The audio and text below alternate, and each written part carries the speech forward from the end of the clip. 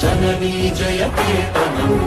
ముక్కోటి గొంతుకలు ఒక్కటైన చేతనం తరతరాల చరితగల తల్లి నీరాజనం పద పదాన నీ పిల్లలు ప్రణమిల్లిన శుభతరుణం జై తెలంగాణ జై జై తెలంగాణ జై తెలంగాణ జై జై తెలంగాణ జానపద జనజీవన జావళీలు జాలువార కవిగా